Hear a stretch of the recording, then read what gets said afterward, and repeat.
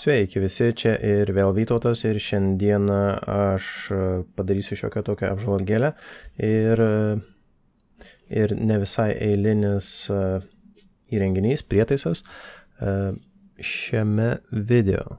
Taigi, ką aš čia turiu, tai elektroninis žiebtuvėlis. Aš norėjau padaryti išpakavimo video, bet kadangi jisai atėjo iš kiniečių ir buvo tik tai paprastoje dėžutėje, tai nieko įdomaus ten nebūtų išpakuoti, taigi jau jis yra išpakuotas ir išbandytas.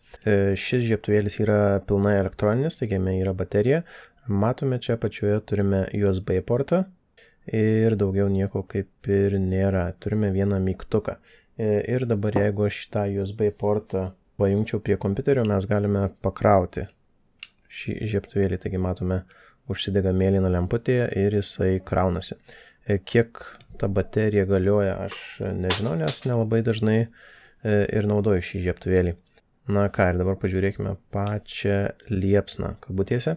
Taigi, ką mes čia turime, tai turime tokius 4 elektrodus, 4 kontaktus ir tarp jų susidaro, nežinau kaip čia moksliškai pavadinti, bet tarp jų susidaro kaip ir elektra, laidais elektra ir tada galime padegti, ką norime padegti. Taigi, jeigu aš paspausiu šį mygtuką, matome, kad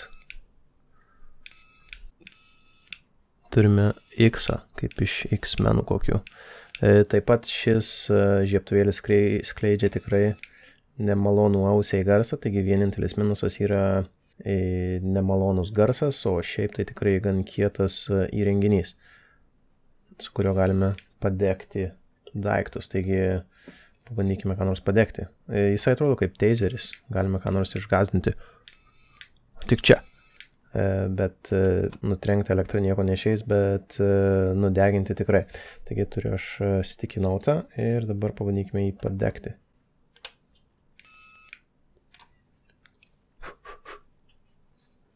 Nedarykite to namuose. Matome, dega puikiai. Kvepia irgi puikiai. Ką dar mes čia galime pabandyti padegti? Pabandykime padegti degtuką. Taigi, pabandykime padegti patį medį. Patį degtuką būtų labai lengva padegti. Taigi, degam degtuką su elektroniniu žiebtuvėliu. Bandom. Mano ausys kenčia. Taip pat, ko gero, labai kentėtų ir kai kurių gyvūnų, kurie yra jautrūs cypintiems garsams. Na ką, taigi tiek apie elektroninį žiebtuvėlį.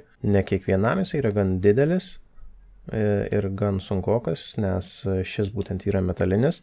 Taip pat turi šitą keistą spalvą, bet šiaip tikrai kieta technologija.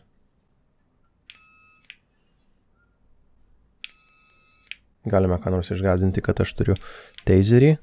Jeigu tai darysite mokykloje, tikriausiai šį žiebtuvėlį prarastumėte. Na ir ką? Kai baigėsi elektra, tiesiog pakrauname per USB. Taigi, šiam video tiek. Tikiuosi, kad su ugnimi elgsitės atsakingai. Na ir susimatysime kitame video. Su jumis kaip ir visada buvo Vytautas. Iki.